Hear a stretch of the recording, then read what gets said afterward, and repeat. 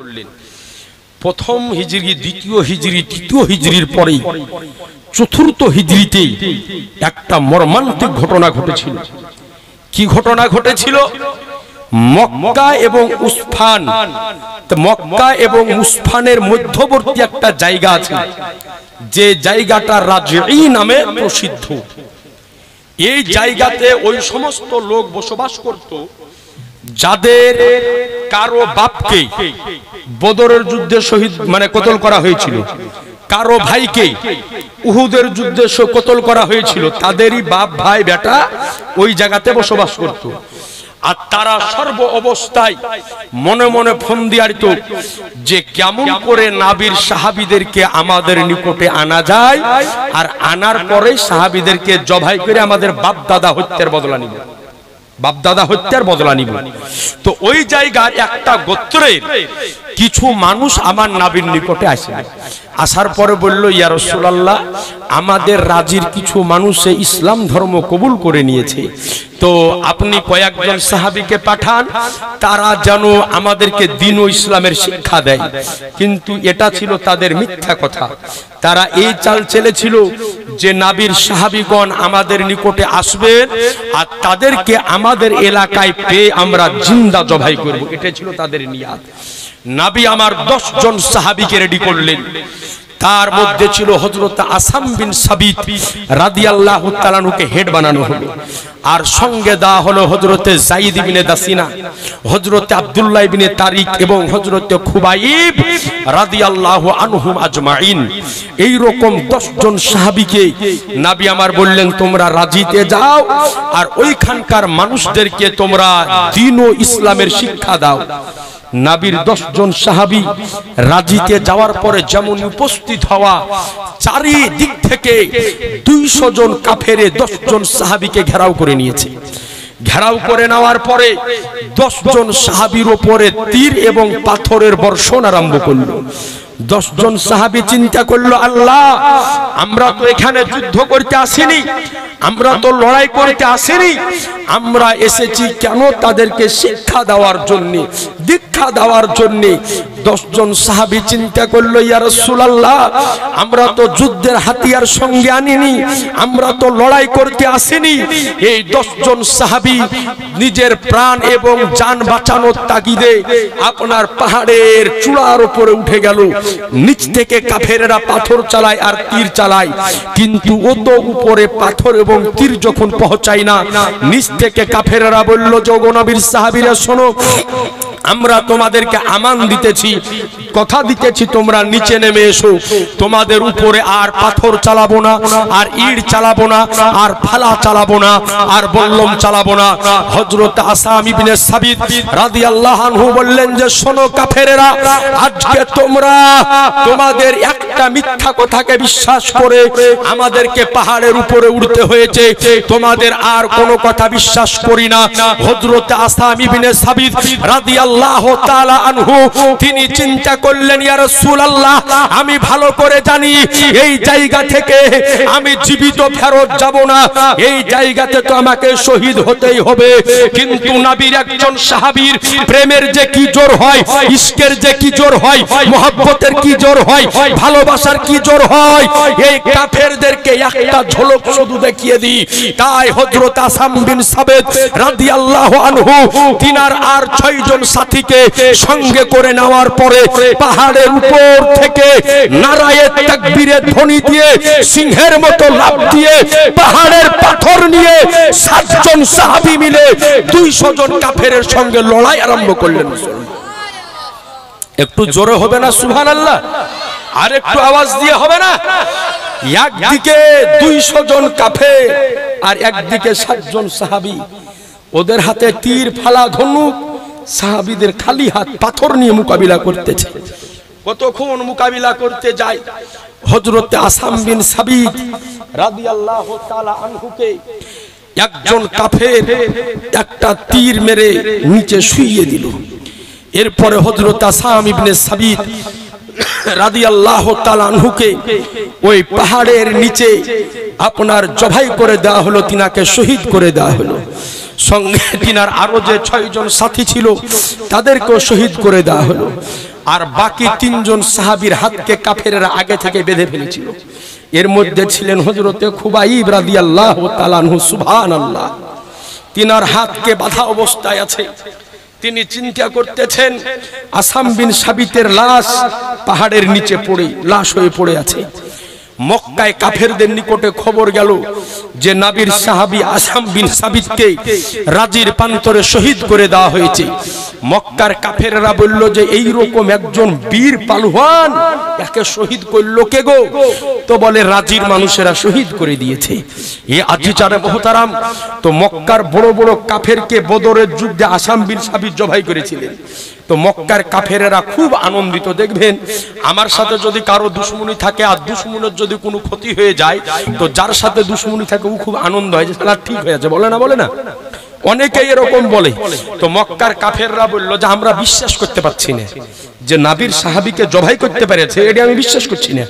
তো বলল যে এক কাজ করো, মক্কা থেকে 10 জন ব্যক্তি ওখানে যাও, যাওয়ার পর আসাম বিন সাবেতের শরীরের কিছু কিছু জায়গাকে কেটে নিয়ে এসো, হাতকে কেটে নিয়ে এসো, পাকে কেটে নিয়ে এসো, কানকে কেটে নিয়ে এসো, চোখকে তুলে নিয়ে এসো, ওগুলাকে আমরা দেখব, তারপরে গা বিশ্বাস করব আসাম বিন সাবিতকে জবাই করে দেওয়া হয়েছে। 10 জন কাফের আজকে মক্কা থেকে আসতেছে আসাম বিন সাবেতের লাশের দিকে। হযরতে খুবাইব রাদিয়াল্লাহু আনহু বলেন, আমি তাকিয়ে দেখলাম যে আসাম বিন সাবেতের লাশ আজকে পাহাড়ের নিচে পড়ে রয়েছে কাটা অবস্থাতে। 10 জন কাফেরে যখন লাশের দিকে আসতেছে, আমার তো হাত বাঁধা অবস্থায়, আমি কি করব? বলে ওই অবস্থাতে আমি আল্লাহর দরবারে 2 হাত উঠিয়ে দিলাম, বললাম মালিক ও মাওলা আল্লাহ গো, আজকে তোমার নবীর প্রেমে, নবীর মহব্বতে, নবীর ইশকে নিজের জানকে উৎসর্গ করে দিয়ে, প্রাণকে উৎসর্গ করে দিয়ে লাশ হয়ে জমিনে পড়ে রয়েছে। আল্লাহ, মক্কা থেকে কাফেরেরা আসতেছে, এর এখন ইজ্জত বেইজ্জতি করবে, লাশকে কাটাকাটি করবে। আল্লাহ, তোমার নবীর প্রেমিক, তোমার নবীর আশিক, তোমার নবীর দিওয়ানা, এর আল্লাহ ইজ্জতকে বাঁচিয়ে নাও, এর আল্লাহ রুতবাকে বাঁচিয়ে নাও। হযরত আসাম বিন সাবেতের লাশের কাছাকাছি কাফেররা পৌঁছানোর পূর্বে উনি বলেন যে আমি হাতকে নিচে নামাতে পারিনি, রব্বে কাবার কসম, আমি তাকিয়ে দেখলাম যে আসমানের উপর থেকে আল্লাহ হাজার হাজার মৌমাছিকে নাজিল করে দিয়েছে। একটু জোরে সুবহানাল্লাহ হবে না? বলে মৌমাছিকে আল্লাহ নাজিল করে দিয়েছে। বলে মৌমাছিতে ওই সাহাবীর লাশকে এমন করে ঘেরাও করে নিল যে কাফেরেরা আসার পরে চিনতে না পেরে ওই জায়গা থেকে ফেরত চলে গেল। এ আজিজানে মুহতারাম, বিরাদারানে ইসলাম, সুবহানাল্লাহ। কত টাকা দিয়েছে আল্লাহ যেন কবুল করে, 150 টাকা দিয়েছে আল্লাহ যেন কবুল করে। সুবহানাল্লাহ। একটু আলোচনাটা আপনাকে শুনিয়ে দিই। তো আল্লাহ আজকে তিনার লাশকে দেখতে না পেরে চলে গেল। তো আপনার নিকটে আরজ করি, এইবার 2 জন মধ্যে হযরত খুবাইব রাদিয়াল্লাহু আনহুর হাতকে বাঁধা অবস্থায় ছিল। তো হযরতে খুবাইব রাদিয়াল্লাহু তাআলা আনহুকে একজন কাফেরের নিকটে বিক্রয় করে দেওয়া হলো। কোন কাফেরে কিনলো? যেই কাফেরের বাপকে হযরতে খুবাইব বদরের যুদ্ধে জবাই করে দিয়েছিল, নবীর সাহাবী কাফেরকে জবাই করেছিল। তো ওই কাফেরের বেটাতে খরিদ করলো, ক্রয় করলো হযরতে খুবাইবকে। কেন? যে খুবাইব, তুমি আমার বাপকে জবাই করেছিলে, আজকে তোমাকে কাফেরদের কাছ থেকে খরিদ করে নিয়ে তোমাকে জবাই করে দিয়ে আমার বাপের কতলের বদলা নিব। কথা বুঝতে পারছেন তো? আমার বাপের কতলের বদলা নিব। হযরতে খুবাইব রাদিয়াল্লাহু তাআলা আনহুকে আজকে আপনার একটা ঘরের মধ্যে বন্দী করে দেওয়া হলো। বলল যে শোনো, খুবাইবকে ঘরে বন্দী করে দাও, খুবাইব কাঁধ থেকে খেতে দেওয়া হবে না, পান করতে দেওয়া হবে না, আজকে আলো দেখতে দেওয়া হবে না, বাতাস দেখতে দেওয়া যাবে না। অর্থাৎ খুবাইবকে ঘরের মধ্যে বন্দী করে তালা লাগিয়ে দেওয়া হলো। কিতাব বলে কতদিন রাখা হলো? হযরতে খুবাইব রাদিয়াল্লাহু আনহুকে ওই ঘরের মধ্যে বন্দী অবস্থায় 40 দিন রাখা হলো। কতদিন? জোরে বলেন না। সুবহানাল্লাহ। আপনার খুবাইব রাদিয়াল্লাহু তাআলা আনহুকে 40 দিন ওই ঘরের মধ্যে বন্দী করে রাখা হলো। 40 দিন খেতে দেওয়া হলো না, পান করতে দেওয়া হলো না, আজকে আলোলাই দেখতে দেওয়া হলো না।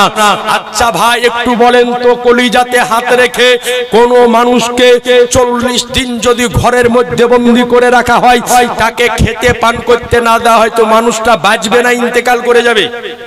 জোরে বলেন, ইন্তেকাল করে যাবে। এইবার 40 দিন পরে ওই কাফেরের একটা বোন ছিল, চিন্তা করছে আমার ভাই আজ 40 দিন হলো খুবাইবকে ঘরের মধ্যে ভরে রেখেছে, বেঁচে আছে না মারা গিয়েছে একটু দেখি। তো ঘরের দরজাকে খুলতেছে, তো রব্বে কাবার কসম তাকিয়ে দেখতেছে নবীর সাহাবী হযরতে খুবাইব রাদিয়াল্লাহু আনহু অন্ধকার ঘরে বসে তাজা আঙ্গুর খেতেছে। এত আসতে বলবেন, তাজা আঙ্গুর খেতেছে। কাফেরের বোন জিজ্ঞাসা করছে যে তাজা আঙ্গুর কোথায় পেলে এই সিজনে, এই মৌসুমে?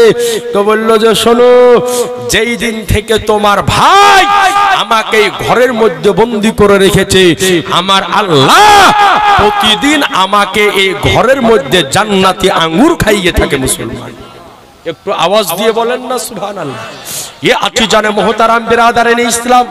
এইবার 40 দিন পার হয়ে যাওয়ার পরে হযরতে খুবাইব রাদিয়াল্লাহু তাআলা আনহুকে মক্কার আপনার থেকে একটু দূরে যে জায়গাটাকে বলা হয় তানঈম, ওই জায়গাতে নিয়ে যাওয়া হচ্ছে। কেন?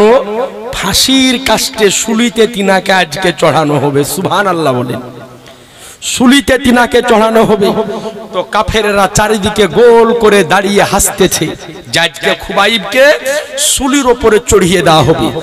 তো ফাঁসিতে চড়ানোর পূর্বে কাফেররা জিজ্ঞাসা করতেছে যে বলো খুবাইব, আর কিছুক্ষণ পরে তোমাকে ফাঁসির উপরে চড়িয়ে দেওয়া হবে, শুলি কাঠে তোমাকে চড়িয়ে দেওয়া হবে, বলো এই মৃত্যুর পূর্বে তোমার কি মনের ইচ্ছা, কি খাইস? তোমাকে যদি আজকে খেতে যদি চাও খেতে দেওয়া হবে, পান যদি করতে চাও পান করতে দেওয়া হবে, বাপকে দেখতে চাইলে দেখতে দেওয়া হবে, মাকে দেখতে চাইলে দেখতে দেওয়া হবে, ছেলেকে দেখতে চাইলে দেখতে দেওয়া হবে। বলো খুবাইব আজকে তুমি কি চাও? নবীর আশিক সাহাবী, নবীর প্রেমিক সাহাবী হযরতে খুবাইব রাদিয়াল্লাহু আনহু বললেন, ও কাফেরেরা শোনো, আমি খেতে চাই না, পান করতে চাই না, আজকে বিবিকে দেখতে চাই না, মেয়েকে দেখতে চাই না, বাপকে দেখতে চাই না, মাকে দেখতে চাই না, আমার নবীর মুহাব্বতে 2 রাকাত নামাজ আদায় করতে চাই। একটু জোরে সুবহানাল্লাহ হবে না? আর কিছুক্ষণ পরে যেই ব্যক্তির মউত হবে, ওই ব্যক্তি কি আরজি করছে যে আমি 2 রাকাত নামাজ পড়তে চাই। সুবহানাল্লাহ।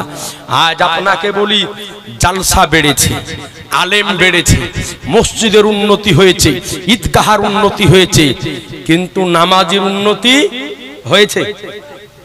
হয়েছে? নামাজের উন্নতি হয়নি। জি, যত দিন যেতেছে আমাদের মধ্যে থেকে নামাজি হারিয়ে যেতেছে। আজ আপনাকে বলি ভাই রে, এই যে এত লক্ষ টাকা খরচ করে জালসা, এই জলসার স্টেজ থেকে আজকে একটা বার্তা আপনি নিয়ে যান, যেমন অবস্থাতে থাকুন না কেন নামাজটা টাইম মোতাবেক আদায় করার চেষ্টা করবেন। জি, আজ মসজিদে টাইলস লেগেছে, আজকে মসজিদে এসি লেগেছে, ঠান্ডার সময় গরম পানি, গরমের সময় ঠান্ডার পানির ব্যবস্থা হয়েছে, কিন্তু নামাজির সংখ্যা বাড়েনি। বেড়েছে ভাই?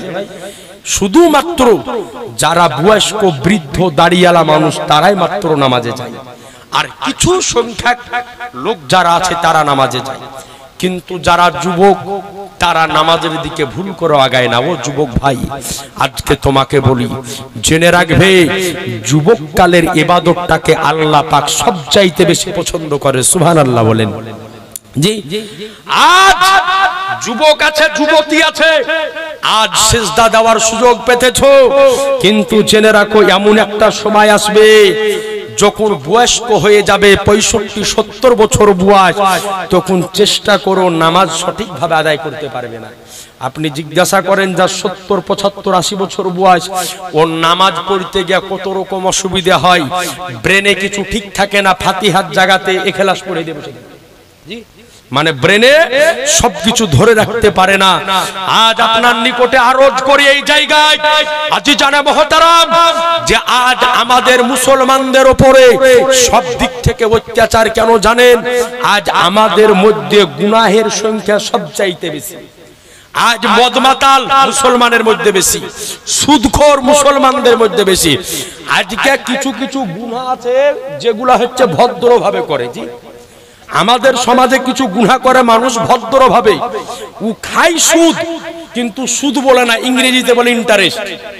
বলে না, বলে না, খায় সুদ কিন্তু ইংরেজিতে বলে যে কি করেন চাচা, তো বলে ইন্টারেস্টে টাকা খাটায়। মানে সুদ বললে ঘিন্নে লাগছে, তাই বলে যে ইন্টারেস্টে টাকা খাটায়। জি, এই রকম আপনার কিছু ভদ্র গুনাহগার আমাদের মধ্যে পাপী বেরিয়েছে। আরে এমন এমন লোকের সুদ খায় গো, শোনার পরে মনে হয় ওকে প্রথমে দেখলে মনে হয় যে শালা জান্নাত থেকে পালিয়ে আসালো, আর শেষখানে দেখা যায় যে হচ্ছে পাকা সুদারু, পাকা সুদখোর। জি, এরপরে মদ মাতাল আপনি খুঁজলেন এই বোতলখোর। বোতলখোর বুঝেন তো নাকি? বোতলখোর আমাদের মধ্যে কি সবচাইতে বেশি। আজ এই মদ মাতালের পেছে আমাদের যুবক ছেলে ধ্বংস। জি, মদের পেছনে, গাজার পেছনে যুবকরা ধ্বংস। আজ আপনার নিকটে আরজ করি, কেন আল্লাহর গজব নাজিল হবে না? আমরা যে পাপ গুনার মধ্যে বেশি ঢুকে গিয়েছি। আজ কত রকমের পাপ গুনাহ অন্যায় যে আমরা করে থাকি তার কোনো দিশে ফিসে থাকে না। একাধিক পাপ, একাধিক গুনাহ আমাদের মধ্যে আজকে বিরাজিত। আপনার নিকটে আরজ করব যে পাপ গুনাহ থেকে বেঁচে থাকুন, দেখবে যে আল্লাহর পক্ষ থেকে সাহায্য আপনার নিকটে অবশ্যই আসবে। আজ কত রকমের পাপ, কত রকমের গুনাহ, কত রকমের অন্যায় আমরা করি। সামান্য আপনাকে একটু বলে দিই, একটা বিবাহ, ছেলে মেয়ের বিয়ে হয়, ভাই ভালো করে বুঝবেন, ছেলে মেয়ের বিয়ে হয়। বিয়ে কাজটা এটা হচ্ছে হালালি কাজ, একটা ইবাদত কাজ। সুবহানাল্লাহ বলেন। বিয়ে কাজ হলো হালালি কাজ এবং ইবাদতি কাজ। কিন্তু একটা বিয়ের মধ্যে কতগুলা গুনাহ করি আমরা জানেন, কতগুলা পাপ আমরা করি। আপনাকে একটা একটা করে যদি বলতে আরম্ভ করে দিই তো রাতকে রাত পার হয়ে যাবে। দেখেন কয়েকটা গুনাহের কথা আপনাকে আমি বলে দিচ্ছি, শুনেন। আল্লাহ বলেন ফানকিহু মা তাবা লাকুম মিনান নিসা। আল্লাহ সারা পৃথিবীর যুবকদেরকে ডাক দিয়ে বলে যে যুবক, তোমরা বিবাহ করো যারা সমর্থন রাখো, ওই মহিলাকে বিয়ে করো যেই মেয়েকে তোমার পছন্দ হয়। অর্থাৎ তুমি যাকে পছন্দ করবে তাকে তুমি বিয়ে করো। কিন্তু আজ আমাদের ঘরের যুবকেরা বিয়ে করার আগে ও বউ পছন্দ করায় বন্ধুকে দিয়ে। করায় না, করায় না? বন্ধুকে দিয়ে বউ পছন্দ করায়। আর এমন জিগিরি বন্ধু বলে যে ভাই তুই যদি পছন্দ করিস তো বিয়ে করবার, পছন্দ না করলে করবো না। এরকম বন্ধু আছে না নাই? একাধিক এইরকম বন্ধু আছে। আরে খাপা বিয়ে করবি তুই আর তোর বন্ধু পছন্দ করবে, তার মানে দেখা গেল এবার ওই বন্ধুর পছন্দতে বন্ধুতে বিয়ে করে নিল, বন্ধুর পছন্দতে করলো। 6 মাস পরে ওই বন্ধুকে সাথে লাইন করে আর বাড়ি আলি আর হাত ধরে পালিয়ে গেল, তখন পিছাতে হাত মুছতে মুছতে বাড়ি চলে গেল। হয় না, হয় না? এরকম একাধিক এরকম ঘটনা ঘটে। বিয়ে যখন করবে তো পছন্দ যদি করাতে হয় নিজের মাকে করাও, নিজের বাপকে করাও, নিজের আজকে বোনকে দিয়ে করাও, নিজের নানিকে দিয়ে করাও, নিজের দাদিকে দিয়ে করাও, আর তুমি নিজে করো। তুমি নিজে করো, তালাই ও বিয়া করার আগে 4খান বন্ধু বেঁধে নিয়ে যায়, ভ্যারাইটির চুল কাটিয়ে একেবারে সেই স্টাইল মারি আর বাইকে চড়ে এদিকে ওদিকে চুল করার বো দেখতে যায়। বলে কোথায় বো দেখতে যাচ্ছি? তো ও পছন্দ করে না, পছন্দ করার বন্ধু। তাহলে প্রথম একটা গুনাহ আমরা করে ফেললাম না, ফেললাম না? একটা গুনাহ হয়ে গেল। এরপরে বিয়ে শাদী যখন ঠিক হলো, দ্বিতীয় গুনার কাজ আরম্ভ হয় পণ নেওয়া। আপনাদের দিকে পণ নেয়? এদিকে লেয় না, মুর্শিদাবাদে নেয়। হ্যাঁ, এদিকে হলে মোটা করে, আরে ওই জন্ডি সেদিকে আছে। এরপরে আরম্ভ হয় পণ নেওয়া, মানে বিটির বাপের গলার উপরে পা দিয়ে বেটার বাপে টাকা আদায় করে। বলে আমার বেটা বড় হয়েছে, এখন বিয়ে দিব। তার মানে বিটির বাপের কাছ থেকে 5 লাখ টাকা, এখন 2 লাখ টাকার মোটরসাইকেল, আর গলার লিব, পায়ের লিব, হাতের লিব, আর এখন 5 লাখ টাকা দিয়ে ঘর সাজিয়ে নিব। হয় না, হয় না? কিছু কিছু বেটার বাপ আছে শালা এমন ঘাড় চাড়া কিনা, ওর বেটা যখন বড় হয় তো মনে করে আমি আড়ে বিক্রি করবো। আপনাকে যদিও শুনতে খারাপ লাগে, বাস্তবে হয় না, হয় না ভাই? বাস্তবে এরকম ঘটনা ঘটে। আপনার নিকটে আরজ করি যে আজ একটা মেয়ের বাপের নিকটে গলাতে পা দিয়ে যে আপনি টাকা আদায় করেন, আপনার চাইতে ভিখারি আর নির্লজ্জ পৃথিবীর বুকে দ্বিতীয় কেউ নাই। জেনে রাখবেন, শরীয়তের বিধানে পণ নেওয়া এটা হচ্ছে কঠিন ভাবে হারাম, হারাম, হারাম। সুতরাং যারা এই কাজ করেছে, আপনি যদি শ্বশুরের নিকট থেকে 1 টাকা যদি নিয়ে থাকেন, কালকে সকালবেলায় শ্বশুরের হাতে ফেরত দিয়ে শ্বশুরের হাত ধরে ক্ষমা চেয়ে আসবে।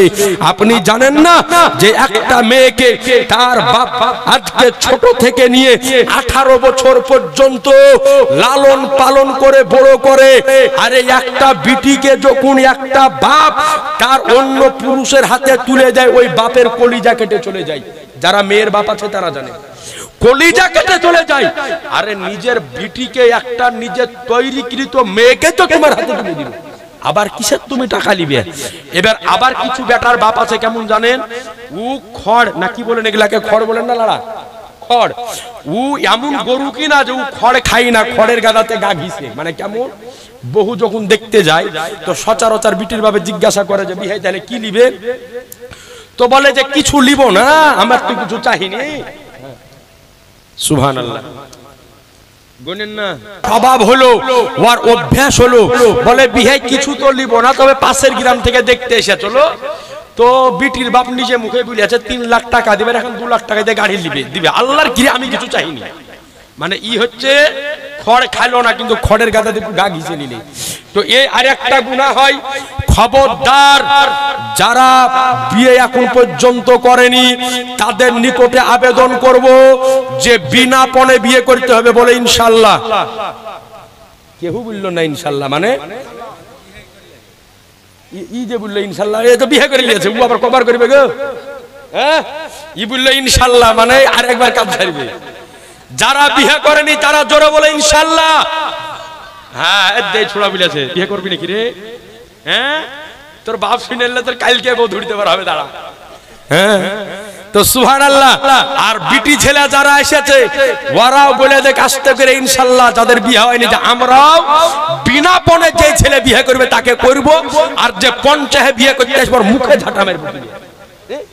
হ্যাঁ, ওরকম করলে বিয়ে হবে না। তাই বলে হারামকে তো আর আয়ত্ত করা যাবে না, হারাম কাজ করা যাবে ভাই, হারাম। আপনি জানেন না আজ একাধিক বিটির বাপ আসে আমাদের নিকটে কাঁদে যে মুফতি সাহেব সব পছন্দ, কিন্তু একটা কারণে বিটির বিয়ে হচ্ছে না, যে পণ দিতে পারছি না এই কারণে। তাহলে দ্বিতীয় নাম্বার গুনাহ হয়ে গেল। এবার বিহার ডেট ফাইনাল হয়ে যাওয়ার পরে আপনার আরেকটা কাজ হয় আমাদের সমাজে, আপনাদের দিকে হয় কি হয় না আমি জানি না, সেটার নাম হচ্ছে গায়ে হলুদ। হয় এদিকে গায়ে হলুদ ছেলে মেয়ের। আচ্ছা, গায়ে হলুদ দেওয়া জায়েজ না না জায়েজ আপনাদের জানা আছে? জানা নাই? মশলাটা শুনবেন। একটা ভাই 500 টাকা দেখি, দেখ একটা কোনো ভাই পকেটে যদি থাকে 500 টাকা দেখি, একজন কোনো ভাই নাই, কোনো যুবক ছেলে, গায়ে হলুদ দেওয়া জায়েজ না না জায়েজ? সুবহানাল্লাহ, গায়ে হলুদ জায়েজ না না জায়েজ বলে দিব। একটা ভাইয়ের পকেটে নাই যে মুফতি সাহেব 500 টাকা দিব, একটা এত বড় মশলা আপনাকে বলে দিব গো। সুবহানাল্লাহ। হ্যাঁ, কি আপনাদের কমিটি 1000 ঠিক আছে? এই ও ভাই টুপিওয়ালা এদিকে শোনো। হ্যাঁ, এই এদিকে শুনেন, হলদি মাখু হলুদ পাঞ্জাবি গায়ে দিয়েছে। ওরে বাবার বুঝে 3 বিঘা কফি ছিল, মানে মাল মারিয়ে নিয়েছে। এদিকে আসেন, এই 1000 টাকা দিলেন। সুবহানাল্লাহ, কম করে বলেছে, আমি আর বলবো না, ওই ভাই বলে দিল 1000 টাকা তো হয়। আপনি আমাদের তাকান, আল্লাহ রহমত বরকত দেনেওয়ালা আল্লাহ, আপনি খালি নিয়াত করেন আল্লাহ দিয়ে দিবে। বল না না, আর 1000 লাই। সুবহানাল্লাহ, আপনাকে যেটা বলে ওটা করে দেন। আলহামদুলিল্লাহ, জোর নয় ভাই, মহব্বতে চেয়েছি। একটা মশলা আপনাকে বলে দিব, আরো কিছু মশলা বলে দিব, আর হবে না? হ্যাঁ, সুবহানাল্লাহ। আমার দিকে তাকান, আমার দিকে তাকান, 3000 দিয়ে দিন, ঠিক আছে? না না, আমার দিকে তাকান, যেটা বললাম ওটা 3000। নারায়ে তাকবীর, নারায়ে রিসালাত। মিজানুর রহমান, নারায়ে রিসালাত। জনাব মিজানুর রহমান সাহেব 3000 টাকা দাতা, মারহাবা। সুবহানাল্লাহ। আমি 500 চেয়ে জোড়ে কিন্তু পাইনি, এখন 1000 পেয়েছি। এই 3000 পানো, 500 টাকা কারো পকেটে নাই। একজন কোন ভাই আমার যদি থাকে, তো মা বোন আপনাদের কারো আচলও যদি 500 টাকা থাকে একটু দিয়ে পাঠান তো, কোন মা আমার ইনশাআল্লাহ তাআলা